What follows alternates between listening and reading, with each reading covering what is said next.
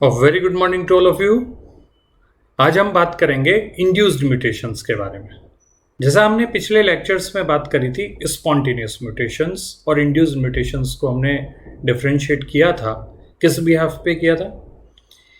Induced mutations वो mutations हैं जिनके म्यूटाजन यानी म्यूटेशन करवाने वाले केमिकल या रेडिएशन का हमें पता होता है और वो म्यूटेशन को ज़्यादा फ्रीक्वेंसी में करवाते हैं। जबकि स्पॉन्टेनियस म्यूटेशंस कौन से थे? जिनके कारण हमें नहीं पता है और वो म्यूटेशन बहुत ही कम पेस में होता है इंड्यूस्ड म्यूटेशन की कैटेगरी में। कहने का मतलब स्पॉन्टेनियस म्यूटेशंस वो हैं जिनकी फ्रीक्वेंसी कम है और जिनके कारण हमें पता नहीं है, और इंड्यूस्ड म्यूटेशंस वो हैं जिनकी फ्रीक्वेंसी ज़्यादा है और जिनके कारण हम पता लगा पाए हैं आज तक। तो जाहिर सी बात है, अगर कारण पता लगे हैं तो वो म्यूटाजन कौन कौन से टाइप के हैं उनके बारे में हमें डिटेल में स्टडी करनी है। तो जरा हम कंसीडर करते हैं इसी बात को कि induced mutations occur when an organism is exposed either deliberately और एक्सीडेंटली टू ए फिजिकल और केमिकल एजेंट। ओके, तो क्या कहानी है? पहली चीज तो म्यूटाजन क्या होता है? म्यूटाजन वो केमिकल या फिजिकल एजेंट है। केमिकल यानी कोई भी केमिकल हो गया, और फिजिकल में आप क्या ले सकते हैं? जैसे आप कंसिडर कर सकते हैं या तो पार्टिकल, कोई भी पार्टिकल है, या तो कोई भी रेडिएशन है। जैसे पार्टिकल में कौन से कंसिडर कर लेंगे हम? रेडियो आइसोटॉप्स, ये बड़े म्यूटाजेनिक होते हैं। ठीक है, रेडिएशंस में आगे हम डिटेल में बात करेंगे, जैसे यूवी रेज होगी, एक्स रेज होगी, ये कुछ रेडिएशंस हैं और कुछ केमिकल्स हैं।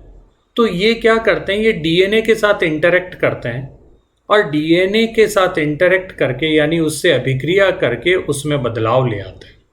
अब वो कैसे बदलाव लाते हैं वो हम डिटेल में कंसिडर करेंगे। ठीक है, तो अगर हमने कुछ ऐसे एजेंट के साथ में, ऐसे केमिकल्स या फिजिकल एजेंट के साथ में हमने किसी ऑर्गेनिज्म को लंबे टाइम तक साथ में रखा है, चाहे तो हमने रखा है जानबूझ के, चाहे तो कुदरत में ऑटोमेटिकली वो ऐसा हालात पैदा हो गए जिनकी वजह से एक्सीडेंटली वो उन केमिकल एजेंट या फिजिकल एजेंट के साथ में ऑर्गेनिज्म को रहना पड़ गया हो, तो उस वजह से होने वाले म्यूटेशंस की फ्रीक्वेंसी ज्यादा होगी। ओके, और लेबोरेटरी में डेलिबरेटली ये काम करवाया इसलिए जाता है क्योंकि साइंटिस्ट ये देखना चाहते हैं कि भाई किसी जीन का फंक्शन क्या है। तो कैसे पता लगाएंगे? ये बहुत पुराना तरीका एक लंबे टाइम से चला आ रहा है। भाई जीन सीक्वेंस और ये जो डीएनए सीक्वेंसिंग है ये बहुत बाद में पता चला। उससे पहले साइंटिस्ट लेबोरेटरी में क्या करते थे?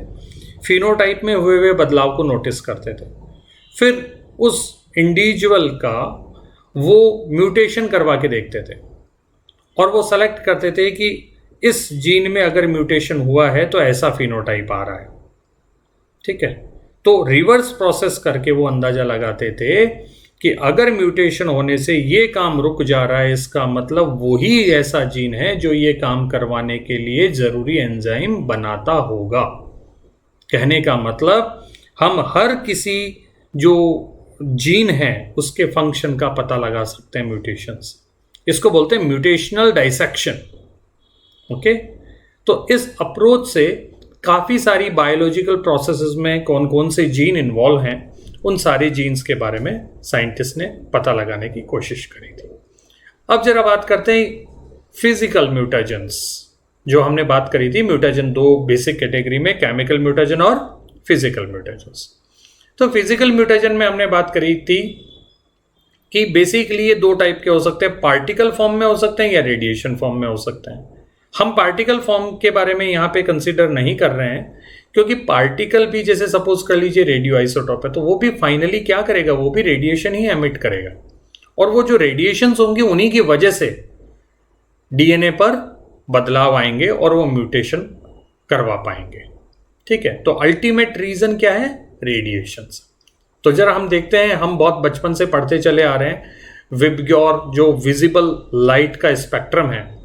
अगर हम देखें विबग्योर में क्या होता है, जो वायलेट है वो 400 नैनोमीटर से शुरू होता है और रेड जो रीजन है वो 700 या 750 नैनोमीटर के आसपास खत्म हो जाता है। यानी 400 से 700 का जो नैनोमीटर का जो स्पेक्ट्रम है, इसको हम क्या बोलते हैं, विजिबल स्पेक्ट्रम और विजिबल लाइट, क्योंकि हम इसको नेकेड आई से डिफरेंशिएट कर सकते हैं, देख सकते हैं। 400 नैनोमीटर से कम वेवलेंथ की अगर कोई रेडिएशंस हैं, तो याद करिए, आप फिजिक्स में और केमिस्ट्री में बहुत अच्छे से समझ रहे हैं कि वेवलेंथ अगर जितनी कम है उतनी ही उस रेडिएशन की एनर्जी ज्यादा होती है, क्योंकि wavelength is indirectly proportional to the energy of that radiation. तो हम देखते हैं कि 400 नैनोमीटर से कम वेवलेंथ वाली कौन कौन सी रेडिएशन है? UV radiation, X rays, gamma rays, cosmic rays. तो जाहिर सी बात है, इनमें एनर्जी, क्योंकि इनका वेवलेंथ कम है तो एनर्जी इनकी बहुत ज्यादा है, और एनर्जी ज्यादा होने की वजह से ये बेसिकली हमारे डीएनए पर नेगेटिव इंपैक्ट डालती हैं। ठीक है, तो सबसे पहले म्यूलर ने ये डिस्कवरी करी थी कि जो एक्सरेज होती हैं वो भी म्यूटेशन करवा सकती हैं, और उसके लिए उनको नोबेल प्राइज भी मिला था।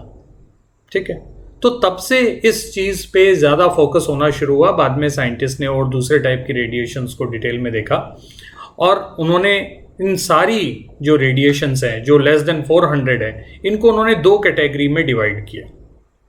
एक कैटेगरी आयनाइजिंग रेडिएशंस, जैसा आप देख पा रहे हैं, एक्स रे, गामा रेज और कॉस्मिक रेज क्या है? आयनाइजिंग, क्योंकि इनकी एनर्जी इतनी ज्यादा होती है कि ये अपने रास्ते में आने वाले किसी भी एटम के इलेक्ट्रॉन को उससे हटा सकते हैं। तो वो कैसा बन जाएगा? आयन बन जाएगा, और आयन बनने की वजह से वो अनस्टेबल हो जाएगा, और फिर वो अपने रास्ते में आने वाले किसी भी चीज से इलेक्ट्रॉन की डिमांड करेगा, और इसलिए वो दूसरे को अनस्टेबल बनाएगा, दूसरा तीसरे को अनस्टेबल। इस तरीके से एक सीरीज ऑफ इवेंट होता चला जाता है, और फाइनली सबसे ज्यादा मॉलिक्यूल कौन से होते हैं वो बॉडी में? Water molecule. तो वाटर मॉलिक्यूल डीस्टेबलाइज हो जाएगा, डीस्टेबलाइज हो जाएगा तो वो OH और प्रोटॉन में तब्दील हो जाएगा। ठीक है, और हाइड्रोक्सिल आयन जो होंगे और जो प्रोटॉन्स होंगे वो डीएनए को अनस्टेबलाइज करवा देंगे, और उसकी वजह से म्यूटेशंस हो जाएंगे। ठीक है, तो ये तो कहानी थी आयनाइजिंग रेडिएशंस की। यूवी यानी अल्ट्रावायलेट जो रेडिएशंस हैं, इनको हम नॉन आयनाइजिंग रेडिएशन की कैटेगरी में रखते हैं, क्योंकि इनके पास में इतनी एनर्जी नहीं है कि ये इलेक्ट्रॉन को किसी एटम से बाहर हटवा दें, लेकिन हाँ, इनमें इतनी एनर्जी जरूर है कि वो किसी एटम के इलेक्ट्रॉन को एक्साइट कर देते हैं।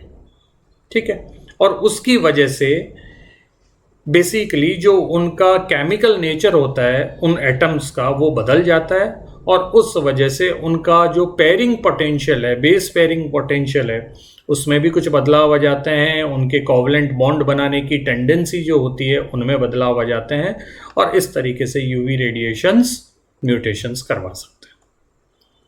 तो यूवी रेडिएशंस जो कि नॉन आयनाइजिंग रेडिएशंस है, इनका बेसिकली क्या कहानी है?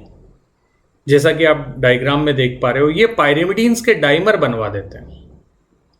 जैसे एक टाइप का पायरिमिडीन आप इस डायग्राम में देख रहे हैं, थायमीन, तो थायमीन के डाइमर बन गए। तो ये जो दोनों थायमीन हैं जो आपस में जुड़े हैं, ये दोनों डीएनए की एक ही स्ट्रैंड के हैं।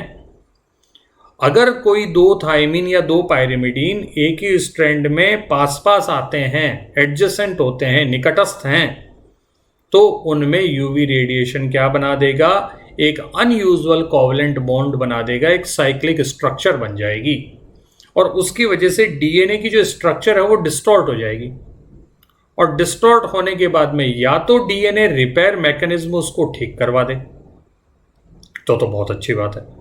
लेकिन अगर वो ठीक नहीं करवा पाई, तो उस कंडीशन में वो जो डिस्टॉर्टेड म्यूटेंट बना है वो अगली जनरेशन में कैरी करेगा, और इस तरीके से काफ़ी सारे म्यूटेशंस होने की संभावनाएं बन जाती है। तो ये यूवी रेज का बेसिकली फंक्शन होता है। और रेप्लिकेशन कहने का मतलब, अगर थायमीन डाइमर बना है तो डीएनए का जो स्ट्रक्चर है वो बदल गया, और उसकी वजह से नॉर्मल रेप्लिकेटिंग जो एंजाइम है वो उसका अब रेप्लिकेशन नहीं कर पाएंगे, और जब रेप्लिकेशन ढंग से नहीं हो पाएगा तो एबनॉर्मल रेप्लिकेशन करने वाले एंजाइम्स आएंगे। तो वो डीएनए पॉलीमरेजेस जिनके पास में प्रूफ रीडिंग एक्टिविटी नहीं होती, अब वो उनका रेप्लिकेशन करेंगे। और जाहिर सी बात है दोस्तों, हमने पिछले लेक्चर में डिस्कस किया था कि अगर प्रूफ रीडिंग एक्टिविटी ढंग से काम नहीं करती है तो म्यूटेटर म्यूटेशंस होने के चांसेस बढ़ जाते हैं, यानी काफी और म्यूटेशंस होने शुरू होंगे। रेप्लिकेशन की गलतियों को सुधारा नहीं जा सकता है। ठीक है, तो ये कुल मिला के हमने नॉन आयनाइजिंग रेडिएशंस के इम्पैक्ट को समझा है। ठीक है, बहुत इंपॉर्टेंट है, इसको बहुत ध्यान से देखिएगा, काफी सारे एग्जाम्स में इससे क्वेश्चंस आते हैं। अब दूसरी कैटेगरी है आयनाइजिंग रेडिएशंस। जैसे हमने बात करी थी एक्स रेज के बारे में, गामा रेज के बारे में, तो किसी एक अच्छे नेशनल लेवल कंपटीशन का एक सवाल याद आता है कि वो कौन सा रेडिएशन है जिसको सबसे ज्यादा फ्रीक्वेंटली साइंटिस्ट काम में लेते हैं म्यूटेशन करवाने के लिए। तो कौन सा रेडिएशन है दोस्तों? Gamma rays. गामा रेज को जो हमारी क्रॉप्स, डिफरेंट क्रॉप्स की जो वैरायटी बनाई जाती हैं उनमें अक्सर काम में लिया गया है, साइंटिस्ट उसको अक्सर काम में लेते हैं। ठीक है, तो ये आप एक सवाल अच्छे तरीके से ध्यान में रखिएगा। अच्छा, जो आयनाइजिंग रेडिएशंस होते हैं, जैसा कि हमने पहले ही देखा था कि वो इलेक्ट्रॉन को नॉकआउट कर देते हैं। नॉकआउट करने का मतलब बाहर निकाल दिया उस एटम से, तो उस मॉलिक्यूल से भी बाहर निकल गया और उसकी वजह से क्या बन गए? आयन बन गए। अब ये जो आयन हैं ये कोवलेंट बॉन्ड को किसी दूसरे मॉलिक्यूल के कोवलेंट बॉन्ड को तोड़ देंगे। जैसे कौन सा कोवलेंट बॉन्ड? डीएनए में कौन सा कोवलेंट बॉन्ड है जो फ्रीक्वेंटली तोड़ा जा सकता है?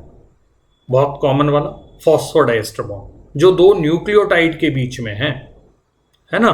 फॉस्फेट से जो दो शुगर आपस में जुड़ी हुई होती हैं, दो न्यूक्लियोटाइड की दो शुगर एक सिंगल फॉस्फेट से जो जुड़ी होती हैं, उसको हम क्या बोलते हैं? Phosphodiester bond. तो ये जो आयंस बने किसकी वजह से बने? आयनाइजिंग रेडिएशन की वजह से। उन्होंने डीएनए के फॉस्फोडाइएस्टर बॉन्ड को तोड़ दिया, और डीएनए जब टूट ही गया तो इसमें किसी भी टाइप के, अगर रिपेयर ढंग से नहीं हुआ तो किसी भी टाइप के बदलाव आ जाएंगे। ठीक है, और ऐसे बदलाव अगर अगली जनरेशन में कैरी हुए तो उनको हम म्यूटेशन कहते हैं। कई बार ऐसा भी होता है कि बड़े बड़े साइज के चेंजेस ले आते हैं ये आयनाइजिंग रेडिएशंस। जैसे दो जगह से उन्होंने डीएनए को काटा और दो बहुत वाइड गैप से काटा, तो एक पूरा का पूरा फ्रैगमेंट जो क्रोमोसोम का होगा वो क्रोमोसोम का फ्रैगमेंट डिलीट हो जाएगा, और कई बार वो इन्वर्जन करवा देगा, और जो टूटा हुआ फ्रैगमेंट है वो 180 डिग्री के रोटेशन से वापस भी जुड़ जाएगा। कई बार वो जो डिलीटेड फ्रैगमेंट है वो किसी दूसरे क्रोमोसोम पे जाके जुड़ जाएगा, तो हम उसको क्या बोलते हैं? ट्रांसलोकेशन। तो टेक्निकली ये जो क्रोमोसोमल एब्रेशंस होते हैं, डिलीशन, इन्वर्जन, ट्रांसलोकेशन, इनके पीछे वजह क्या हो सकती है? Ionising radiations.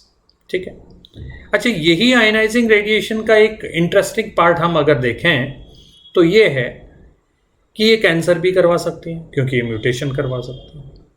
लेकिन ये हाई डोजेज में कई बार इस तरीके से भी काम में ली जाती है जिनसे हम कैंसर का ट्रीटमेंट करवा पाते हैं। तो देखिए, ये कैंसर करवा भी सकती हैं और कैंसर हटा भी सकती हैं। तो किस बात में डिफरेंस, किस बात में है? इनकी डोज क्या है?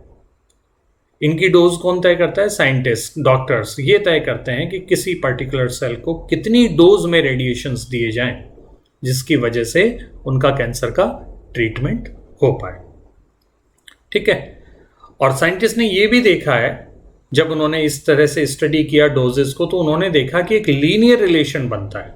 किन किन में लीनियर रिलेशंस बनता है? कि रेडिएशन की डोज और पॉइंट म्यूटेशन।